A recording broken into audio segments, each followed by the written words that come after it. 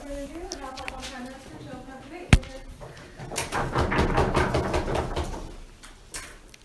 When sports teams pluck the most promising talent from smaller nations and bring them to larger nations right out of the get-go, giving them very little time to establish themselves as players in those local leagues, we think they miss a great opportunity to both create more infrastructural wealth in that nation, but also give positive role models to the individuals living in that nation. All right. On model, what kind of sports leagues are we talking about? What does this really look like? Just to give an example. I think there's various instances where this happens in the status quo. This is like international soccer teams drawing from countries all over the world. We see teams like Barcelona will pull teams from Africa, South America. They'll find the greatest players, so they scout everywhere. We look at the NBA increasingly doing this now, taking players from places like Japan and Spain, where basketball is becoming more important. I think baseball is another region that does this pretty frequently. The MLB recruits from places in South America or in Central America, for example, right? So what are we going to do? We're going to say sports leagues should require those teams, when they are recruiting individuals from another country, besides the country where the team exists, to pay that team to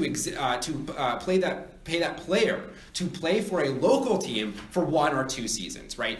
We think it could be different from league to league, depending on how long the season is, right? So baseball might only require 1 season, basketball might require 2. We don't think that's especially important. But what is important is that these teams can't recruit the player unless they pay them to do so. It's impossible for that player to find their way onto the better team unless they do this kind of recruiting, right? So we think there's a variety of reasons why players, don't stay in their local leagues in the status quo, right? One very compelling one is just financial reasons. A lot of these players who come from smaller countries don't play in their local leagues because when they have the promise to go to an international league somewhere else, they have a promise to be paid a lot more, they have a lot more prestige. That's why it's not happening in the status quo, right? Before I get into solid argumentation, I want to do some preemptive and talk about why we don't think we're actually going to stymie recruitment that much with this policy, right? We think that there's a massive incentive for these teams to recruit these players, as well as these teams have overwhelming amounts of money, right? So we don't think they're going to be recruiting less players from these countries because of this financial incentive, right? If they're a star player that was a good enough player to be noticed by Barcelona, even though they play in Kenya, we think they're such a good player that Barcelona is going to fork over the money in order to pay for them. Also, we think that these sports teams that are doing international recruitment have overwhelming amounts of money to do so, right? Recognize that in a lot of cases, these sports teams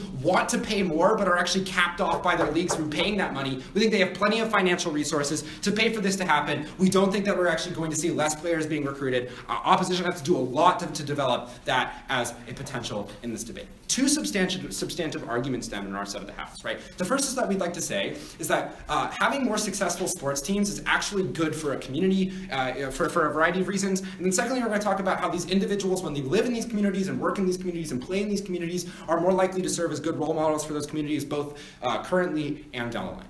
All right, first piece of substantives. Having more successful sports teams is good for each. 3 subpoints here. The first subpoint is, basically making the basic argument that this is straightforwardly makes sports teams more successful, right? So the local Kenya sports team, for instance, would be more successful if the star players that were being plucked to international teams did not get plucked. When you have more star players, your sports team does better. Why is this specifically good for communities, right? The first reason we think is purely economic, right? When your sports team is doing better, we think you're more likely to draw audiences, more people are likely to hear about it, right? So when people hear that the local sports team that has been losing for a long time is suddenly winning now and they have great star players, they're more likely to say, I should check them out. Maybe I should buy some gear. Maybe I should go to the stadium. What does this mean then, right? This means those countries start investing in sports infrastructure, right? So they start filling up their smaller stadiums and think, maybe we should build a bigger stadium, right? We think this is a substantial impact of this round because when a government says, or a sports league says, we're going to invest into a bigger stadium, we think this creates a substantial amount of jobs in that region just to build these kinds of infrastructures that exist, right? But secondly, we would say, is we create kind of a sports economy, right? And I think this shouldn't be underrepresented in this round. Sports economies exist. A stadium within a country brings in tons of different resources for people to get jobs, right? Whether it's working in food, whether it's working in cleaning, whether it's working in upkeep, whether it's just the stadium doing different things besides hosting sports events, right? Most times in sports stadiums and countries and states and cities bring in like concerts, they bring in like people having weddings there. There's large events that happen at these stadiums that brings in substantial amounts of money into these economies. When you have more successful players, the governments and leagues are more likely to invest in these kinds of things, build these infrastructures that lead to better economies, right? But why is it better socially for these communities as well? Because we think sports teams are unifying institutions, right? That is to say, culturally, people gather together for their sports teams as a kind of ceremonial center, right? We do think there's something binding about a community when everybody is doing like a tailgate outside the sports center before the game, right? You're talking to people in the community that you usually don't talk to, you're sharing stories and learning things, and we don't think that that should be considered as less important than the economic impacts in this round, right? But we also think sports teams have the special ability to act as a cultural binding agent, right? I want to be clear, I don't think sports teams can solve things like racism and sexism, right? But I think when you have a unifying agent, you're more likely to blur the lines between those kinds of characterizations, right? So when you're like a rich person and you're going in the poor area and you're both wearing a Steelers jersey in Pittsburgh, for example, I think you're more likely to identify with that individual and feel more safe around that individual. You're more likely to say, hey, go Steelers to that individual, right? We're not saying it's going to solve these kinds of problems, but we think having these cultural binding agents could be incredibly important to creating social cohesion in these kind of centers. When everybody wraps around, like, go sit the same team, we think that it creates a tangible social effect. Open, do you have one? Yeah, sure. So how is this unique to domestic leagues as opposed to the binding ability for people to all cheer for the same international league? So here's the problem, right? The reason this is unique for domestic leagues is because when all the star players are going to the richest teams, that means that only those rich teams get these kind of cultural benefits. That means only Barcelona, only the Milwaukee Bucks get that benefit, right? When the NBA is taking all of these players from Japan, Japan never gets these social, cultural, and economic benefits, and only the United States of America does, right? We think when we force these players to stay for even only 1 or 2 seasons, that we spread out these economic benefits that those big teams were already benefiting from anyway, right? Why do these individuals serve as role models in their community, right? The reason we'd say this is that very successful sports players are likely to be disciplined individuals, right? We think it's easy to pick out a lot of like contrary examples to this argument, Johnny Manziel, others, for example, right? But we think the problem is a lot of times we hear more about bad sports players because we don't hear about good sports players because no news stories go about them. Really, the bad sports players are a minority in sports. Most of them, to get to the kind of positions that they were in, had to be very disciplined, work very hard, and have regimented schedules, and be generally good people that are very orderly, right? We think when they stay in their local communities, they're more likely to serve as role models in those local communities, maybe work for nonprofits and things like that, right? I think, but even further, right, that creating these stronger community bonds between the player and their region by making them stay in that region for multiple years and work with teams and work with employees and things like that means that they're more likely to invest back in that community down the line. So when they go become a rich player in Barcelona, we think they're more likely to come back in Kenya and invest in that economy. We think for all of those reasons, we strengthen communities when we force these players to stay in those local communities instead of going to a richer place right off the bat.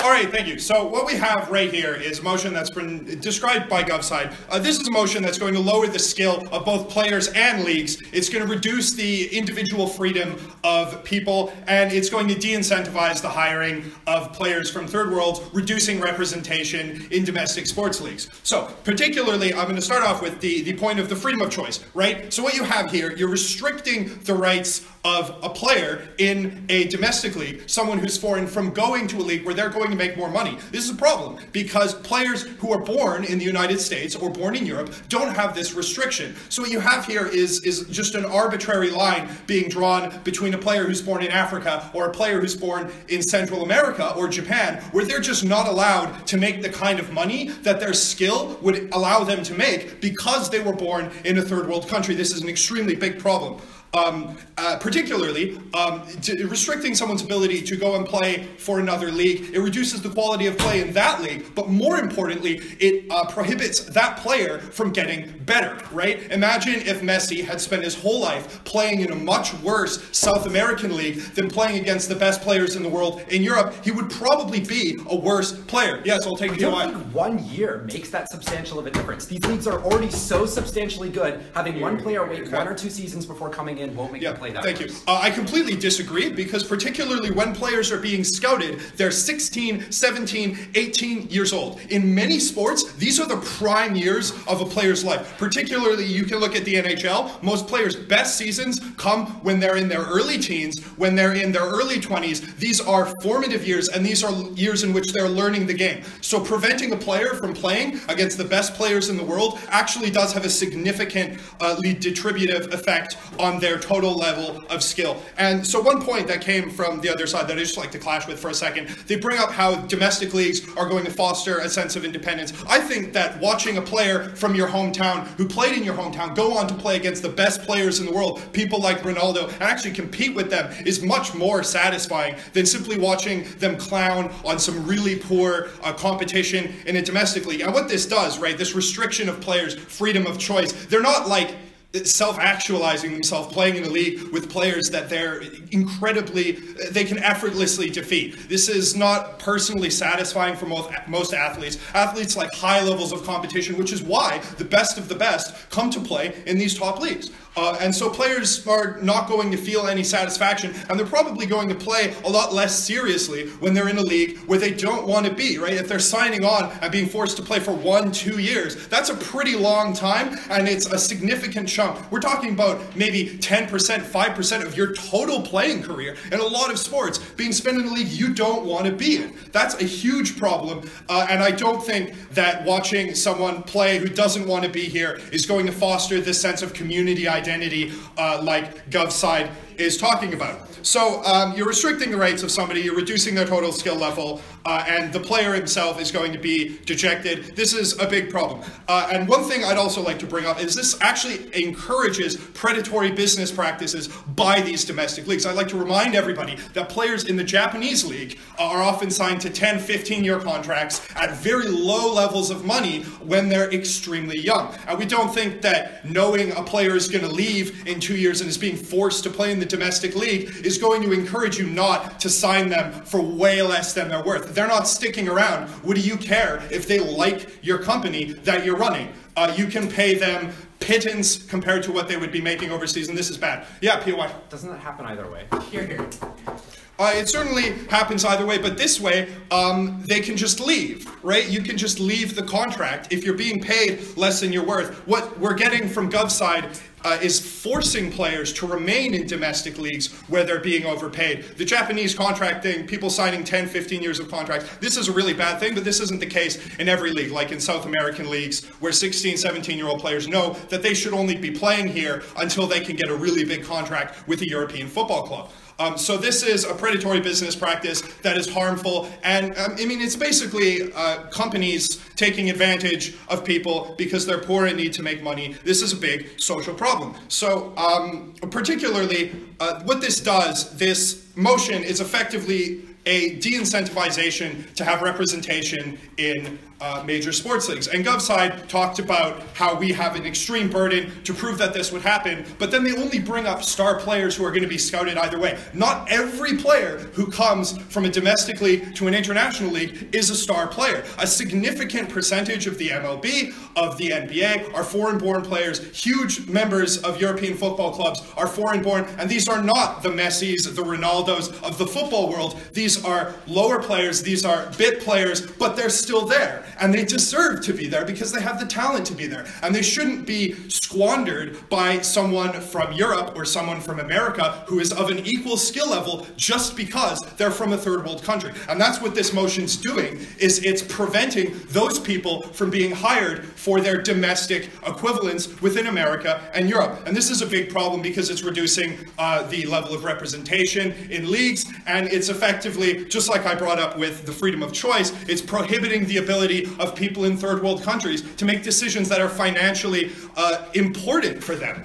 In a lot of cases, like in Central America, people believe that, you know, being a big baseball star is my only chance to make it out of poverty. Whether this is true or not, as long as people believe it's true, then it's true in their minds. And so this motion is going to prohibit a significant number of people, particularly those who aren't the star players, who aren't the elite Hall of Fame talents, from ever realizing that opportunity and ever realizing their dream. So what does this motion come down to? It's preventing people from making their own important self-decisions, from self-actualizing themselves by restricting their freedom and by preventing them from honing their skill against the only people in the world who can match up with them. It's reducing representation of minority groups in domestic leagues, and it's encouraging predatory business practices by overseas domestic leagues. And just one thing before I'm finished, I'd like to bring up that the Olympics and the World Cup are always things that exist already. In domestic leagues, all of these players still represent their countries and their communities while playing in their domestic leagues. So I don't feel that there's any need to keep them playing in a league that's going to be personally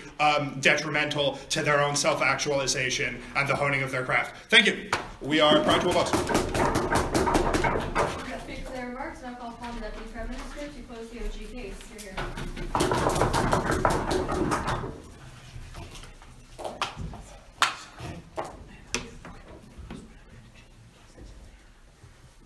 Ignoring the opening government's case is not going to get the opposition anywhere in this debate. John gave you lots of compelling reasons as to why this completely changes the way sports infrastructure develops communities and binds social groups that previously were divided or otherwise couldn't find a commonality between them to get together and enjoy something that they previously couldn't before. What did John tell you? 2 conversations to have in this round while we're beating them on the comparative, because the worst case scenario on this side of the house is that people don't want to do it, and this might cripple some of the some players' ability to develop their skills. We don't think that's as important as the massive amount of benefits that John told you about that we quite literally ignored on their side of the house. So first, let's talk about sports infrastructure, then let's talk about community. On sports infrastructure, I think John gave you some pretty compelling arguments here, right? Like, once these people, given that these people are already so good that people want to internationally recruit them, which costs quite literally thousands of dollars to do so in the very first place, I think that creates incentives for governments and at least local communities that are interested in sports to invest within those communities. What do? Here's where the turn on their argumentation exists. John told you about how this gives them an incentive to do things like build stadiums and like release advertising that encourages people to watch sports locally in the first place, but it also incentivizes them to give the teams that are succeeding money, which allows them to train to get better, like you say, is going to go away on your side of the house. I think the marginal returns on making sure that community investment happens and sports infrastructure development happens so that A, billions of dollars in jobs actually get created as a result of the external economic productivity that happens, and B, making sure players at least maintain a certain level of skill to the point where they're able to perform when they get recruited internationally. You should buy our argumentation. But what have they told you? They say this is going to hamper their ability to get better. I think John gave you a pretty good response, which is that this is only one,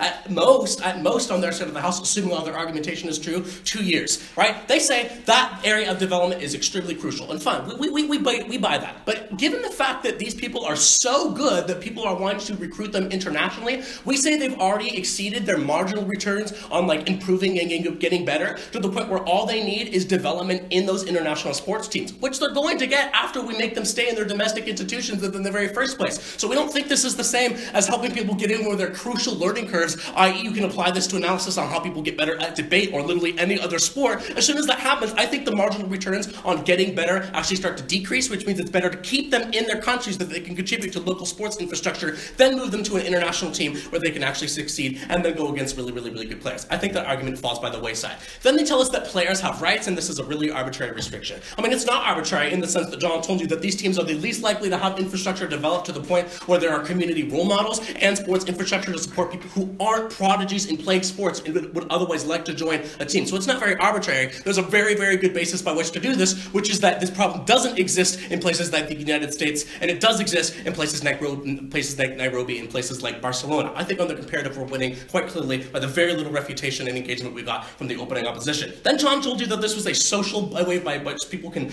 bind themselves socially. I could talk for days about international relations and how sports games have quite literally quelled rising tensions in individual countries in places like Latin America as a result of the very large cultural event bringing the Olympics to one specific country and having people rally around the flag. No engagement from that. Right? This is extremely crucial insofar this results in people's lives getting better because they have jobs, because they have a cultural connection to other people who they previously were being alienated before, often by the same governments that are sponsoring these very sports teams, but doesn't really matter insofar as we make people's lives better, right? So, given the fact that we're winning on that point, that's like a basis just alone to vote for the opening government, right? But then John told you about community, and this is where I want to push the debate a little bit further, and how we create a new tradition and cultural identity with sports that people don't have currently. I'll go ahead and get closing if they got something. Yeah, okay. So it doesn't just work as the United States recruits international players. In fact, international players the international sports sphere gains a lot of attention because they recruit United States players. So how are these international teams going to have the money to recruit U.S. Well, first of all, as John told you in the model, those sorts of teams probably wouldn't apply to this debate, right? Because those formal sports leagues haven't formalized in a way that they could get the money to do this in the first place. But even if that were true, I think this is a really counterintuitive argument. You have to do a lot of explaining on your side, right? Given the fact that the majority of the money to recruit someone and send them on a plane and train them and give them the resources that they don't have in the status quo in their own countries, I think it's very unlikely that these places are recruiting a United States player, a player from the United States. Why would they go to another country when the sports infrastructure in their country is 10 times better than if we were to hop a plane and go somewhere and play sports for a team that you have no cultural connection to and no incentive to join in the very first place? This doesn't make a whole lot of sense to me. So, on community benefits that John told you about, right? He told you that people are going to come back. And I think there's a couple pretty simple reasons as to why, right? They have a cultural connection to that place in the very first place, but once they stay there and have to force them basically to play on the teams and develop community connections in sports that they're going to have to create, because why not do that if you're being forced to stay there for a year or two? I think that means they're likely to stay there, and they coach, they do things like lobby for sports infrastructure to make the time that they're being forced to spend in those countries as best as they can. Why is that really, really important? I think creating a tradition of sports is incredibly important in these places, right? They tell you that, seeing a Kenyan player from Nairobi go against one of the top players in the United States from the West is a really inspiring thing to see. That is true.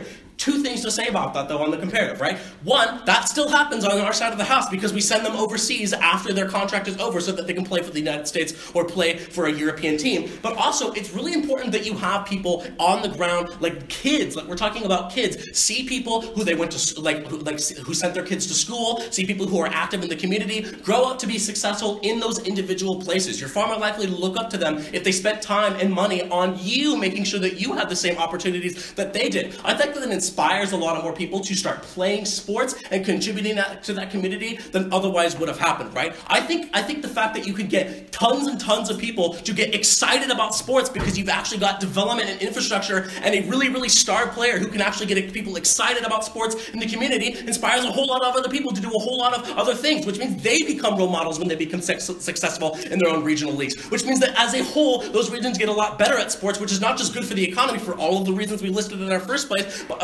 first point, but it also allows people to have a cultural connection with something that, again, previously didn't exist, right? I think it's far more important to look into the eyes of someone who's from Nairobi, who is from Kenya, who is from Barcelona, who contributed to you, who came to your school and taught you how to play soccer, taught you how to do certain moves, gave you a connection to a community that you didn't get to have because your parents could not afford it. Those are the sorts of connections that not just bind people socially, but just make people a lot happier, a lot more connected to the sports atmosphere in general. And insofar as that isn't an arbitrary way by which we impose a sports league regulation, and again, so far as we increase the amount of economic development to these communities that didn't previously exist, I think you're perfectly justified in voting for opening government. Let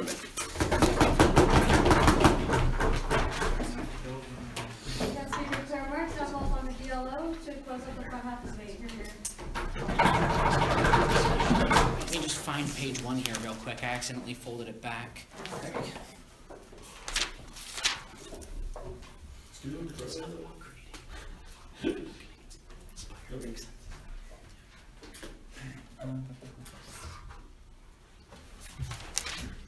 All right, are my judges panel ready? Before I get into my positive matter, I will go over some refutation of the government bench. So, they're told that the sports infrastructure brings, benefits to the communities. However, that's pretty much a myth. Real studies have shown that stadiums and the like don't really bring economic good to the communities. They make the sports team itself richer, but the community itself does not tend to prosper. In fact, communities are often hurt by this kind of thing. So, it's possible, but the kind of economic benefits that we get from it aren't very likely. And even if they were, we don't think, outside opposition, that 1 year where they already know they're leaving is going to make or break that. There's one right across the room. We're told that this can cause social binding. I'll get into this in my first piece of positive matter, but it can cause social binding in other places too, bringing communities together, and through that bringing nations together, just through the people within them. One sec. We're told that these people will be giving back to their community Will they really, during this time when they already know that soon it won't be their, where they are anymore, they'll be going into another community? We are given no incentive structure for these players to do as such during this 1 year period, which is the important thing that we're debating about today. So yeah, we're told that they'll live up to those who give back. However, they know, as I'll get into some of this with my second point of positive matter, but they know they're going. As I said, what's their incentive to do more? And as far as the engagement, the community engagement is concerned, a lot of these places, let's face it, you're not going to be able to get them much more invested in these sports because they already are completely. A lot of these places, how are you going to get them more interested in soccer than the 100% pretty much that already is? All right, before I move on, yes. Yeah, I think it's a little unfair to respond to our economic argumentation by just asserting that statistics show we're wrong. We gave you reasons why we bring economic benefits. People get employed at stadiums, teams get richer, and they pay for training programs in the country. I think there's many obvious economic benefits that we accrue in our side. Yeah, and then there are economic harms that we have shown come out with a net neutral, typically, or a net harm, quite commonly. You can give me those reasons, sure, but that doesn't change that what I just told you is a fact. Saying that I can't just say facts and they don't matter doesn't even make sense. Yes? But you didn't actually cite a source or cite statistics to prove that, so you just made a claim. So did they. They didn't cite any studies either. They just made a claim that's logical, and I'm saying you can find these studies. They're everywhere. This is a common problem which is involved with stadiums being moved in America, where they'll argue that they bring an economic impact, and then when it's shown that they are really not bringing any economic impact, and really the state is paying more to them than they are getting back. The advertisement that they talk about ends up being more expensive than the benefits they reap.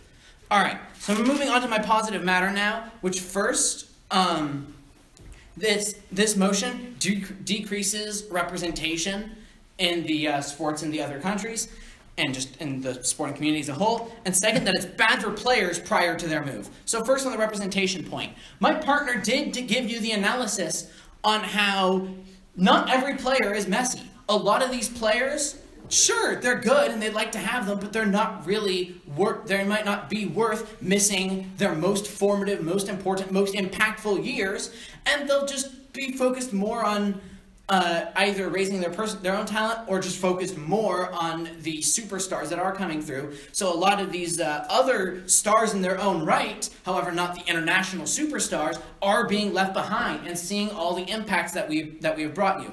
So what does that mean? That means that we are missing out on them coming to other leagues. If we look at what happened with the Mariners as an example, they've gotten a lot of Japanese players over the years. And what that has done is it has brought a lot of Japanese people out to the games, out supporting the sport, bringing their community together, bringing two different communities together over the thing that they love. And that just helps harbor good feelings towards the other nation that brought them there. And having them play there can harbor good feelings towards the nation that they went to from there. Just generally creating goodwill with the citizens of those two nations. I'll take one last POI. So why doesn't this happen on our side of the house just after the mandatory 1 or 2 seasons? Because, as I already told you, my partner shows how many of these players will be left behind by the system because they're not worth missing their single best year of their potential playing. We've already brought that up. Put it out there. All right, and those are the most important people because the superstars, people see them as just them. They are unique. They stand above everything else. It's the more average players that are good enough to make it onto these international deals,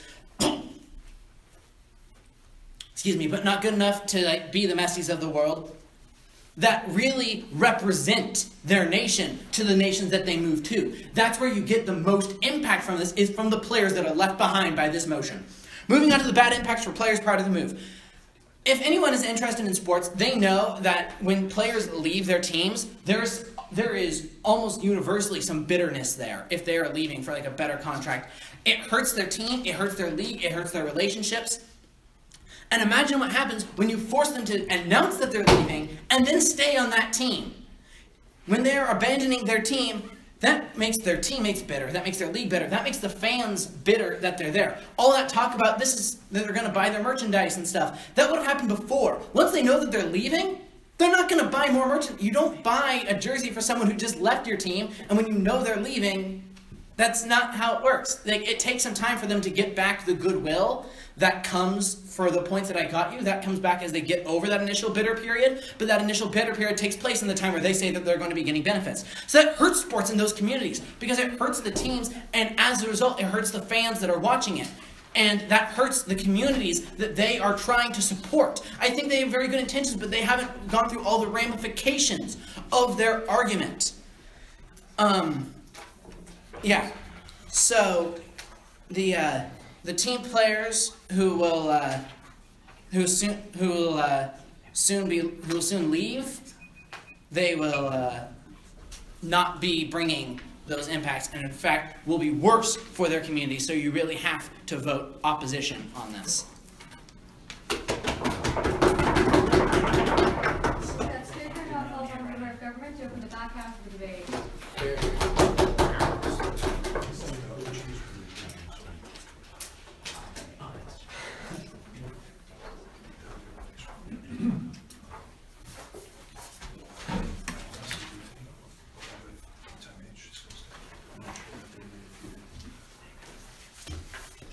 Alright. So I'm going to begin my speech by going through several quick points of refutation before going through three new points of positive matter and a way to reframe the debate that I think will be the lens through which we ought to judge this round. So first, on the sort of decrease in skill debacle, I think that the potential for a decrease in skill is just more reason why investment will occur. There is just more this is just more impetus for these teams, which, as previously stated, have incredibly deep pockets, to invest in these countries, and this can be done in order to mitigate any potential skill loss. Again, on this potential for low pay is, again, something that can be mitigated by these teams. It even says in the resolution that the teams will be the ones paying for these players to play in these leagues, so I think that this is a problem that solves itself. These practices will not be predatory. Again, and on their whitewashing disadvantage, the new attention being put on players who are recruited checks for whitewashing. So when you hear that your favorite team has recruited some new star player in Africa or South America or Asia, you're going to check this person out. You're going to watch them play to see the future of your team. And this ultimately checks even better for whitewashing in sports. It has independent advantages because people in the West will now be focusing on these leagues in a way that they hadn't been before. And on the bitterness for leaving teams, this doesn't happen because a new norm is being constructed. If it's expected that every player will be leaving in 2 years, there's not going to be a bitterness about this. So into the way that we should evaluate this debate, I think that the top half of government did a good job in sort of framing the economic impacts and economic benefits that could occur in these countries. And I think that what was sort of danced around is the benefits in terms of anti-racism and the way that we look at the third world, the way that we look at the Global South, the way that the Global South is viewed in the international lens, that can come from our approach to sport. So I think that there are several ways that racism and oppression and racial oppression are countered. First is through boosting national legitimacy in third world countries. So as the top half stated, it's key to unity. Sports are key to unity in several ways. They bring communities together. Having a national sports league is something that people can bond over, but also it legitimates your state. It shows that you have the infrastructure. It shows that you have the national spirit in order to make these processes function, and it shows that you are on a certain caliber that proves that you are worthy of respect in a way that if you and your sports league is looked upon as a joke by the international community, you lose that same legitimacy. Yes. So I think what your burden then is to prove that this 1 year where the whole community knows they will be leaving is enough to get all of these benefits. Because it's only one additional year. I think this is very important. I think that, first of all, our top gov made a clear point about saying that the amount of time wasn't set and that wasn't important for the debate. And also, I think that any amount of time is key to strengthening the quality of play, because stronger opponents in these leagues for any amount of time means that the players will have stronger players to train against, etc. But on to our second point, it encourages the growth of international play. The opposition made the claim that players still will play for their international teams no matter what country they play professionally in. This is not true. For instance, the captain of the Algerian team the captain of the French team rather, when France won the World Cup, was Algerian, from Algeria, who had moved to France expressly to play football. This is, yes? Are you talking about Zidane, like that player? Mm-hmm. His parents were moved to France specifically for the purpose of maybe getting him to play soccer, but he instead identified his nationality as racially Algerian and linked to it in an important way. Right. But not I think we are referencing the same interview here. I think we both, yes. But in this he is a French player who says he is French. In this interview, Zizou says that he is first Algerian and second from Marseille, second on and on and on, and last he lists his identity as French. And this is important, I think, because it shows that these players have other incentives at work that cause them to play in these teams in the West. If there were stronger sports apparatuses that were boosting the quality of international play such that they thought that their home teams had a chance of winning, they would play at their home teams, but they do not. And so this strengthening the quality of international play counters racism in a lot of ways. It prevents the sort of stereotyping and the sort of fatalism that Westerners are always going to win no matter what, that a certain group of countries are always going to be dominant no matter what. This is especially key because in sport and sport culture, in sport fans, there's a lot of right-wing thought, a rise of right-wing thought among soccer fans, especially soccer ultras. This is why countering racism is especially key in sport, and showing that other teams can win is good. Finally, the redistributive economics, as the top half has stated, is especially good because it is redistributive. It is wealth moving from the global north to the global south in order to increase investment, in order to directly pay for the salaries of the players, but also, as they stated, the other benefits flowing outward, the benefits of all the other people who are being employed at these stadiums, the stadiums being built, new training centers being built by these teams, etc. This is a kind of direct anti-racist economic policy that helps to mitigate the kind of both the legacy of colonialism that is holding these countries back and helps to lift up countries that need lifting up. And so I think that the lens of anti-racism is a good way to frame all of the benefits that we're seeing, and this is why I am proud to oppose, or do I oppose? No. I'm government. This is why I'm proud to affirm. Yes. Speaker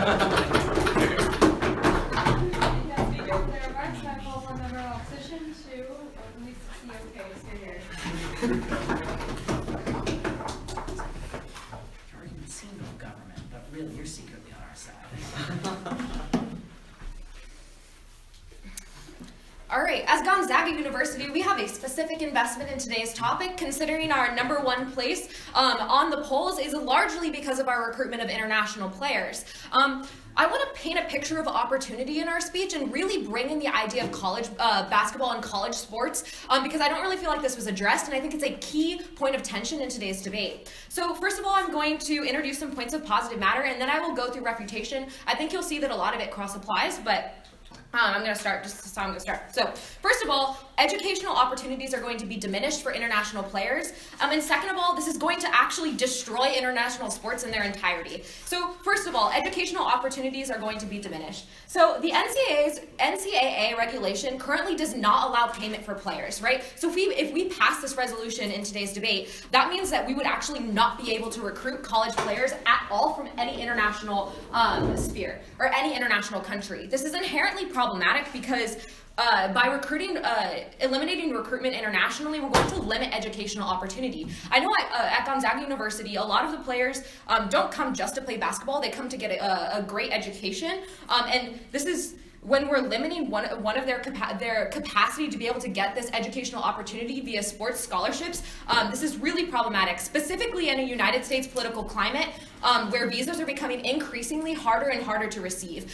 So we see this as a negative impact in today's debate that would significantly impact international sports players that are really good at what they do.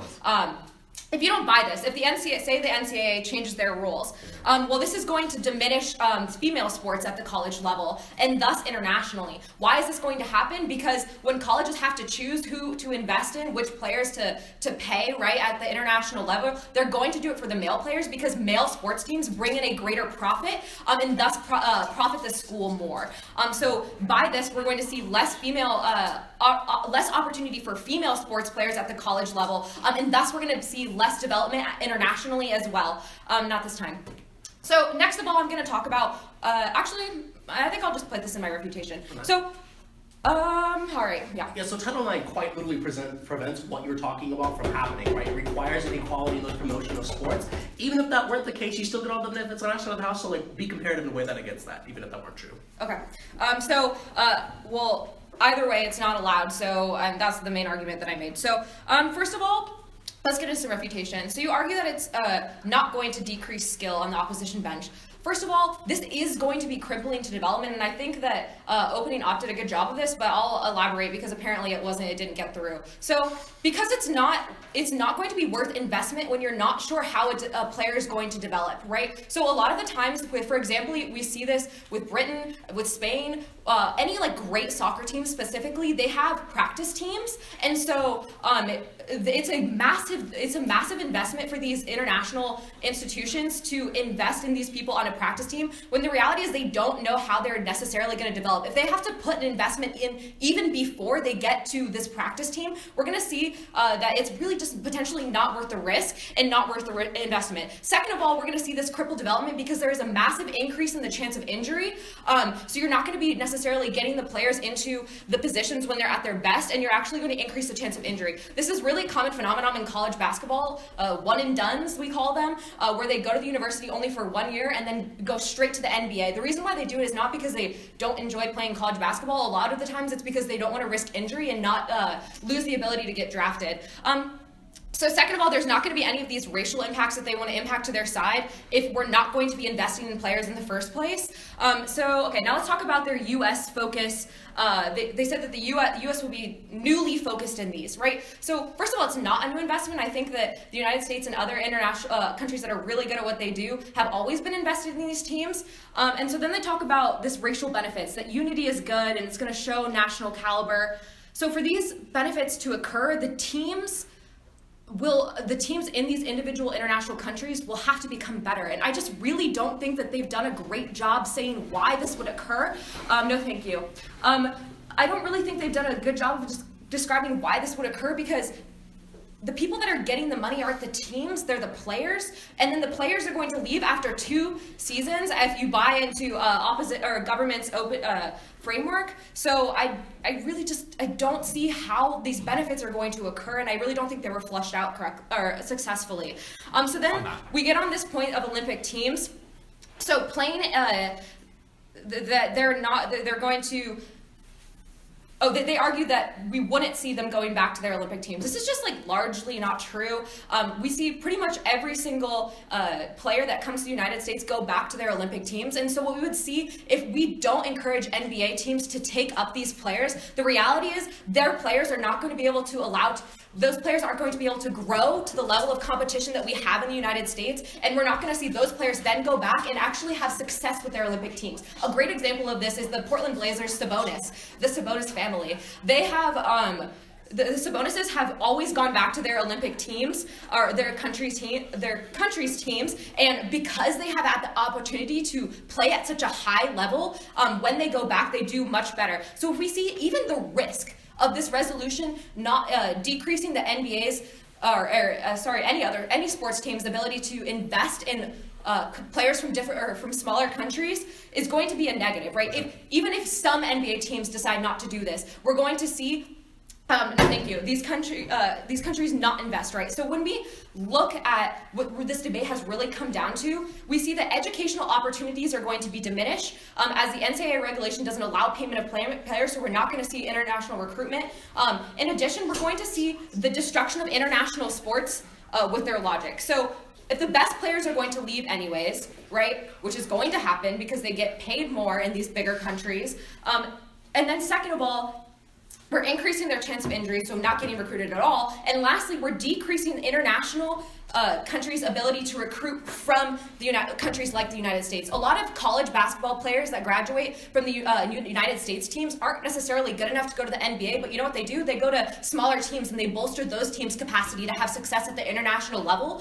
This is not going to be happening because these countries don't have the money to draw the United States players, for example, onto their teams. So we're actually going to see these teams getting worse under this resolution. For these reasons, because we're diminishing educational opportunities, because they haven't done a good job of showing why countries would still invest when these players are not really a sure thing and they're not going to be able to be implementing them onto these practice teams, and because we really won't see a lot of their impacts because of this, opposition bench is winning in today's debate. Thank you. Thank you, speakers, for their remarks. I call upon the government whip to close their side of the debate. Here, here.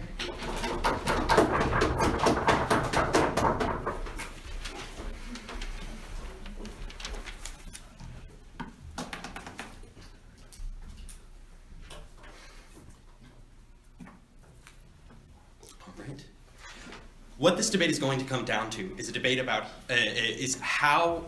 basically what we have as non-unique. Players leave these countries regardless. Players are being recruited in the status quo. Players will be recruited post-plan. They've made some arguments that they will be recruited less. We think we've given fair responses to why they won't be recruited less, including the huge budgets that these international teams, particularly European teams, have.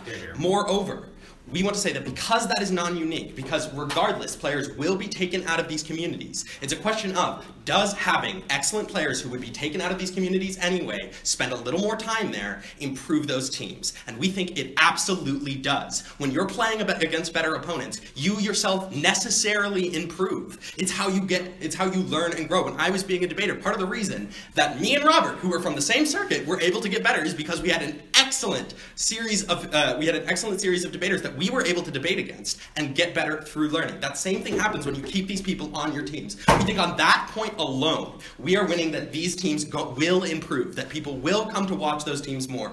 Moreover, they've given you some analysis about how this will trigger an increase in investment, by the home communities in their sports teams because people are more excited. We've added on to that, and my partner has added on to that by telling you how these international teams, in order to secure their investment in these players, will invest in this foreign country's sports infrastructure. Moreover, seeing that one player comes from that community means that they see that that community does produce good players, that is intimately tied to the way that that community operates, means that those teams will continue that investment and continue watching, which actually makes recruitment internationally more likely.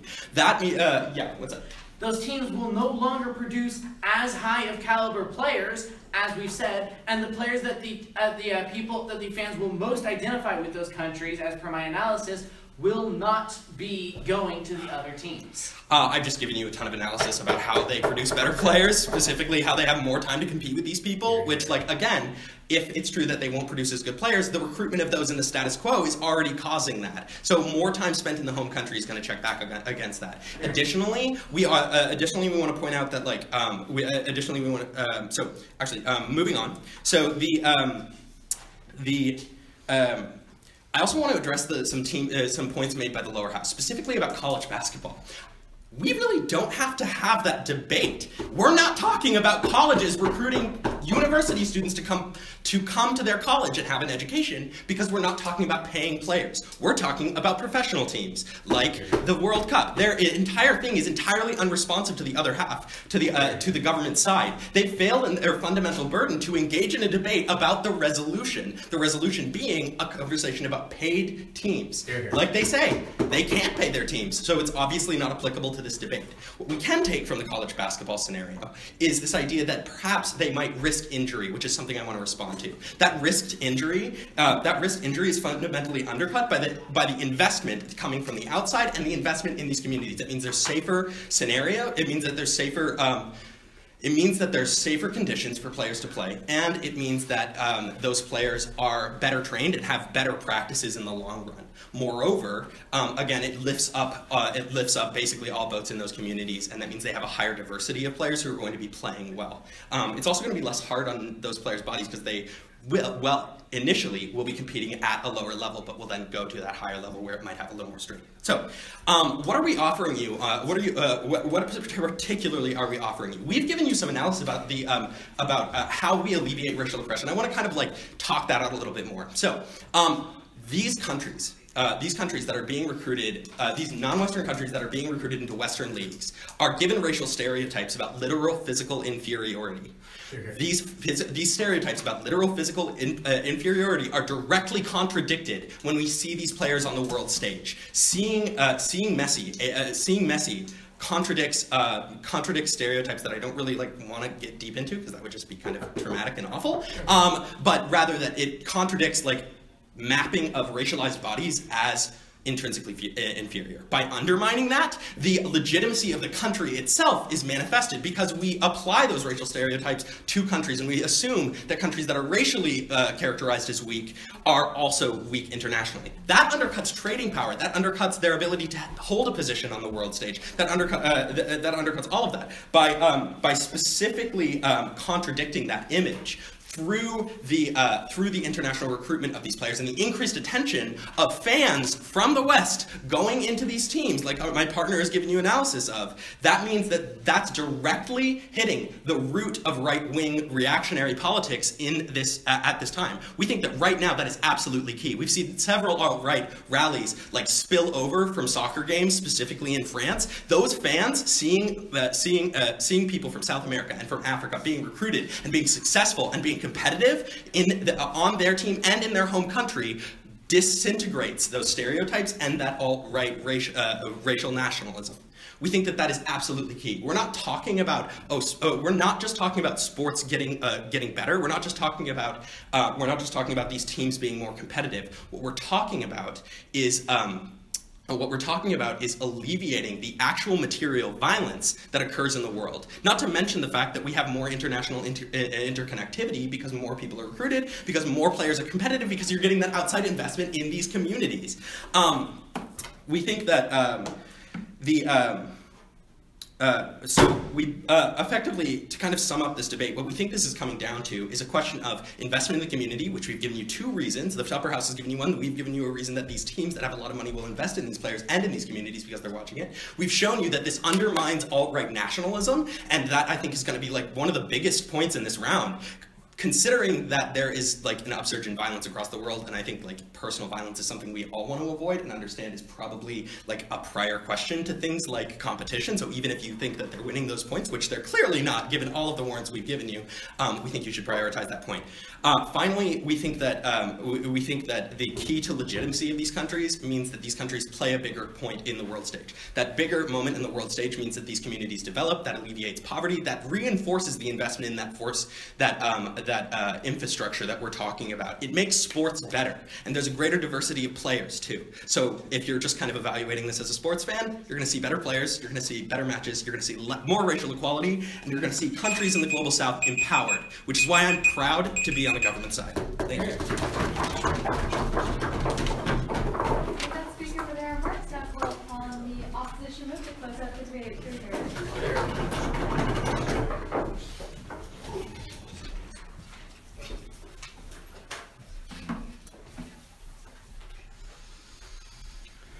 Opportunity is a question of deserts. We need to be providing every opportunity we can to countries that have previously been negatively affected by imperialism. Give those who work hard the opportunity to make the choices they want and succeed on the biggest stages they can, rather than limiting them and forcing them to stay there, and in turn disincentivizing teams from recruiting those individuals. The most important opportunities in this round are going to be educational opportunities and the opportunity to get in and give more money back to your community. On the NCAA point, this does still stand in the round. First, opening Gov never gave us specifically that it was only professional sports teams. They did mention a couple of examples of the teams they were talking about, but they never said specifically only professionals. In fact, Top Op made a bit of a clarification that college teams can be included. And then second, the resolution itself doesn't say professional teams. The resolution says sports teams, and we can include college teams in that. Finally, if we are trying to get rid of the NCAA, then we're, sure. Okay, if we're going to be pedantic about NCAA regulations, it only prevents colleges from paying players that are college athletes. It does not prevent the college from paying them to play in a domestic league and then making them an unpaid player with a scholarship when they come to the school. Yeah, actually, it also prevents gifts in the recruitment of those players, and that would be a gift in the recruitment of those players. Either way, if apparently the NCAA isn't a part of it, then we are going to see a huge diminishment in their impacts. Suddenly, every player who has to go through College Avenue is no longer going to be relevant to this debate, and neither side gets the offense on them. This is going to become even more important when we look at the fact that the impact of a superstar for one season is going to be basically nothing. They seem to make my partner opened up on this, that they seem to try to say that we'll get a stadium because suddenly one superstar for a very short amount of time who won't crop up again in that area for a long while is going to revolutionize the sport, make everyone better, and suddenly we are going to have just this magical league founded for very little reason. Sure. Colleges absolutely will get better because of community investment through the increased attention on those players. That means those communities produce better players, those universities have a incentive to recruit them, and we ultimately see an improvement in college basketball. That doesn't contradict what I'm saying. I'm saying the communities aren't going to be helped. It doesn't really matter if the national avenue gets better. It matters more that the individual communities which are being affected and are producing those players aren't going to be helped by your policy in any way.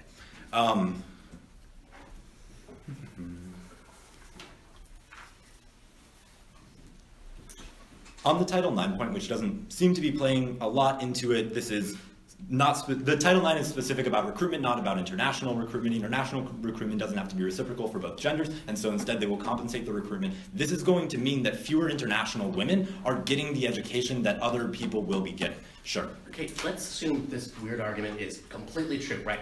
College sports are smaller in impact than national professional sports. So like, weigh that against benefits to large leagues that pay far more money, that help far more people, against like college sports, which no one cares about because they're bad anyways.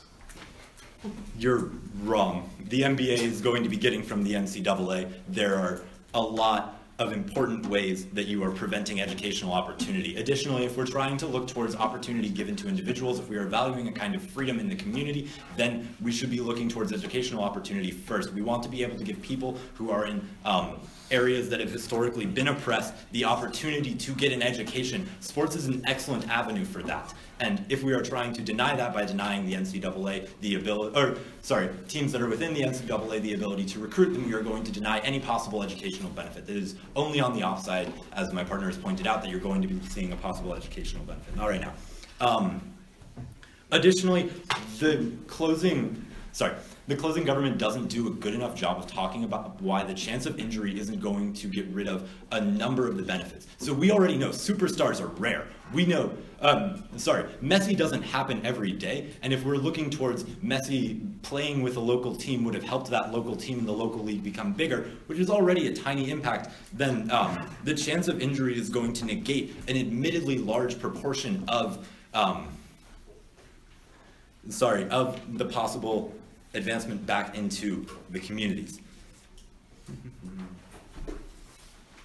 Sure.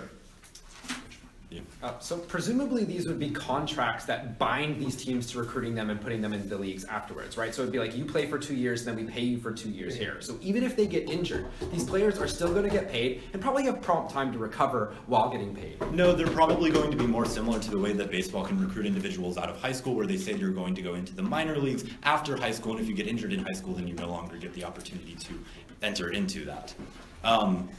Also, if you're Gov, you should have clarified that that was the way our contract was working, rather than just bringing it up now.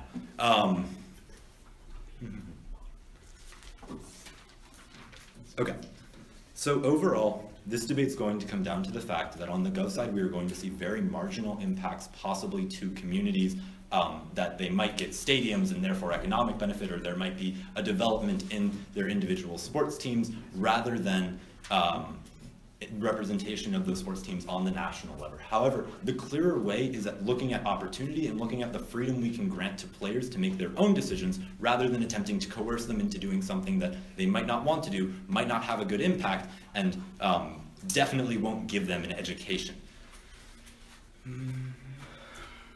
So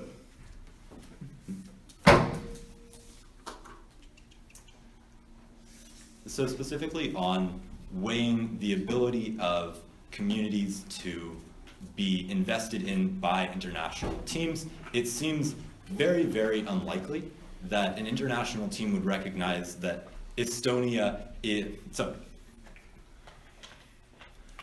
produces very good basketball players. The NBA currently is not putting money into the Estonian league simply because they are producing good basketball players. The NBA,